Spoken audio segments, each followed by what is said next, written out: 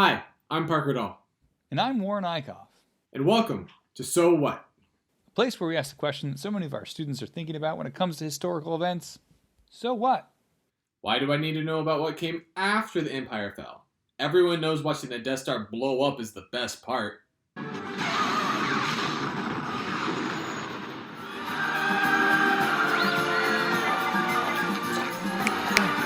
Sorry, the following are but some of the answers to those questions, and as always, you should make up your own mind based on the facts. Today, we will talk to you about decolonization. Specifically, the promise of independence throughout Africa.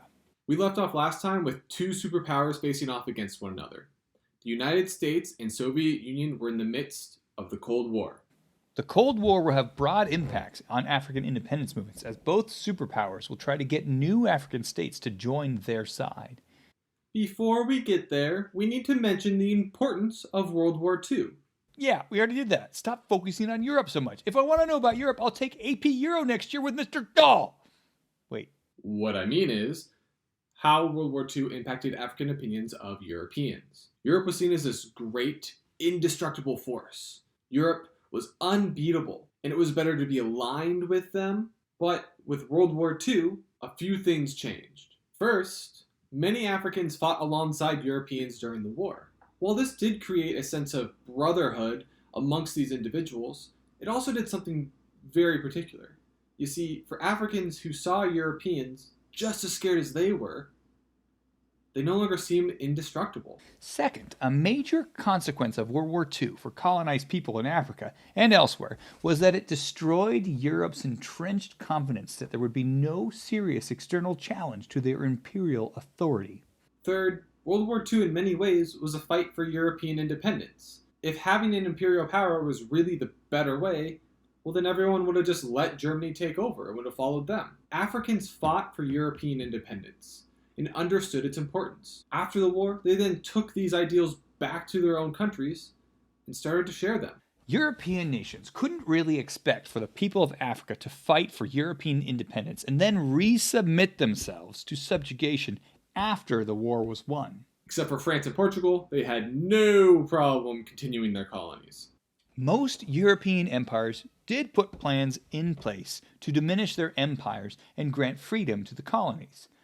Eventually. Though when the United Nations set up the Declaration on the Granting of Independence to Colonial Countries and Peoples, more or less a way to decolonize parts of the world, 89 countries supported it. And all of these countries, most of which were colonial powers, abstained from voting.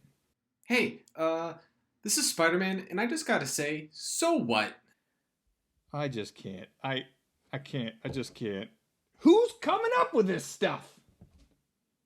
I mean, we all know African countries gained their independence, and I'm really happy about that. But I'm facing some really big problems right now. I was dead for 5 years. Am I still in high school? Should I have a job? Half of the jobs disappeared with everybody. There isn't enough food for 3.5 billion extra people who just happen to pop back up. And on top of this, Mr. Stark isn't here to solve all these problems, and people keep expecting me to do something about it, but I'm just a kid, and I don't know what to do. Maybe we can help this young, person. Let's go back and talk to someone who's supposed to solve the issues of decolonization. Let's go back to the United Nations, 1960. Hello, random United Nations individual. Can you please tell me how it is you plan to solve the issues of decolonization?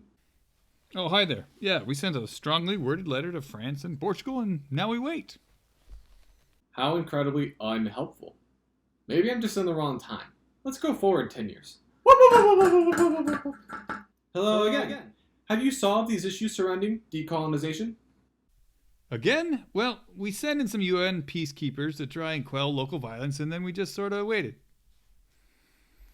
Utterly useless.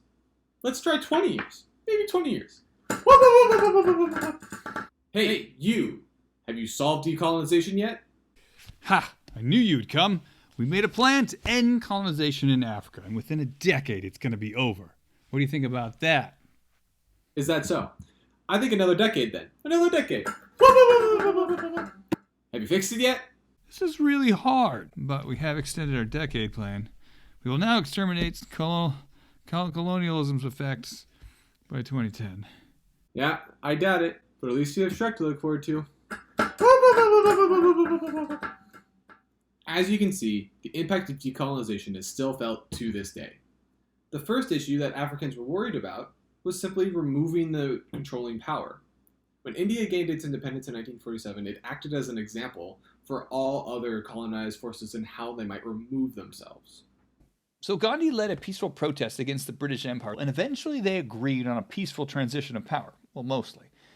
3 new nations were created by Britain's exit: India, West Pakistan, and East Pakistan, which would eventually become Bangladesh. And everyone was happy.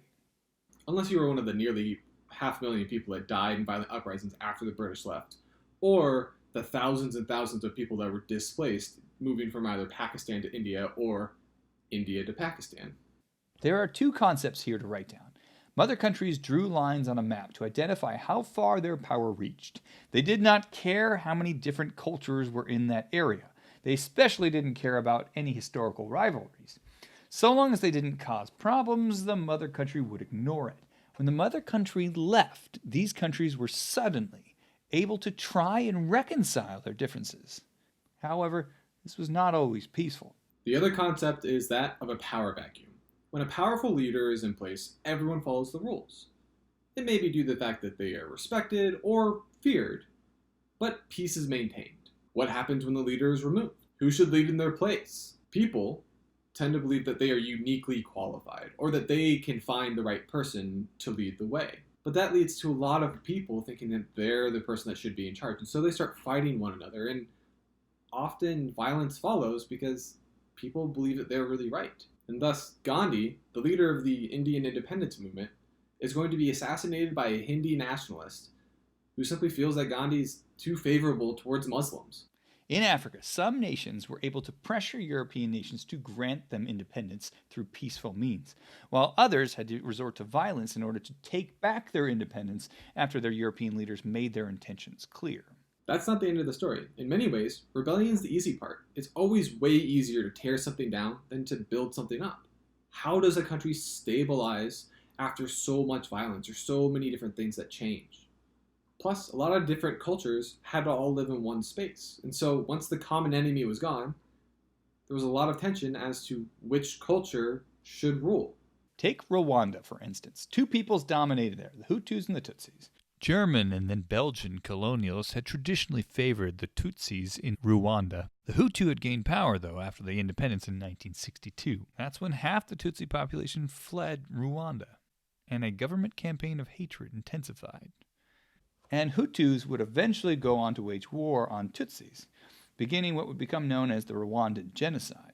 Issues of leadership almost always plague new nations, for there is no sense of political tradition to fall back on and understand what comes next. The countries are simply trying to figure out what they are. Most European nations are actually going to turn their backs on their former colonies during this time and not want any part of it. The Soviet Union is actually going to see this as an opportunity for them to gain favor in these nations and will seek to help them. The U.S. saw this and was terrified by the implications. Thus, the Cold War entered the African continent through political support for different strongman governments and via proxy wars. Perhaps the most famous example of African decolonization is that of apartheid in South Africa. The first thing that we must ask, though, is what does apartheid even mean? Apartheid stems from the South African dialect of Dutch Afrikaans and means apartness.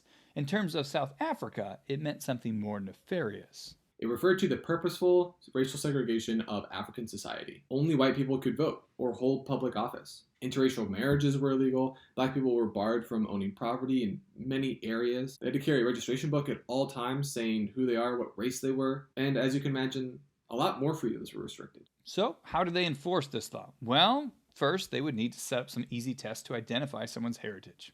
One example, they developed the pencil test. If you put a pencil in someone's hair and the pencil falls out, then you were white. If the pencil gets stuck, then you were black. Seems fair. Nonviolent protests started to rise up across South Africa. Leaders encouraged South Africans to go and break laws in order to get arrested. People would go and sit in white-only buses or go and use white-only bathrooms. The intent was to have so many people arrested that would overwhelm the system. This didn't work. In 1953, the Public Safety Act put in place harsher punishments for those who were opposing apartheid. In 1960, a protest against the use of passbooks turned violent. Passbooks were used to identify black South Africans. And here's an example. Under apartheid, passbook laws were designed to control the movement of black Africans, and they are considered one of the most grievous methods that the South African government used to support apartheid.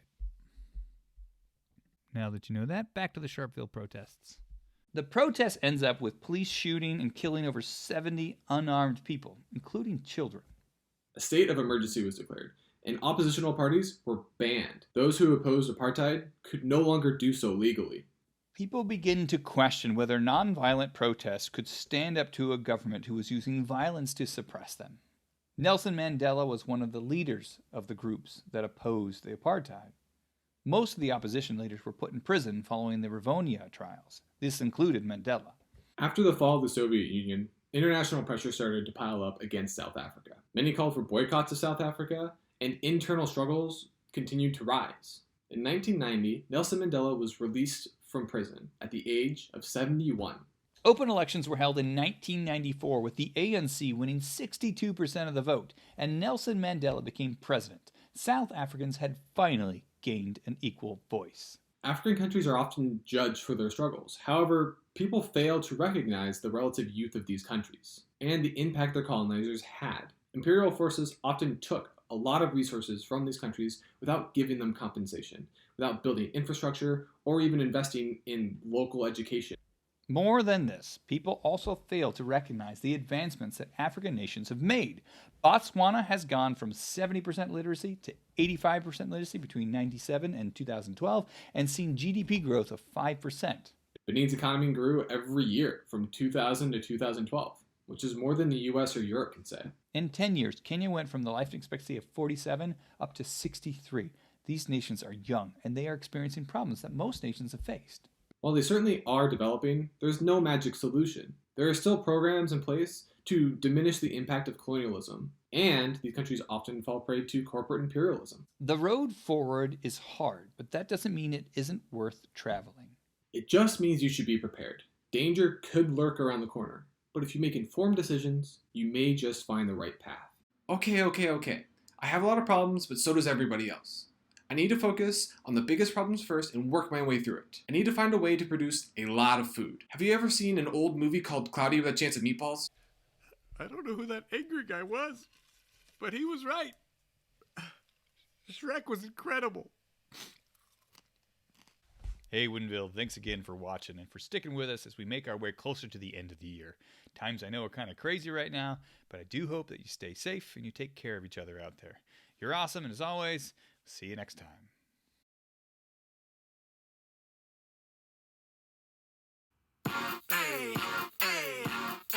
Whip slinging all around Manhattan. Tony Stark was happening.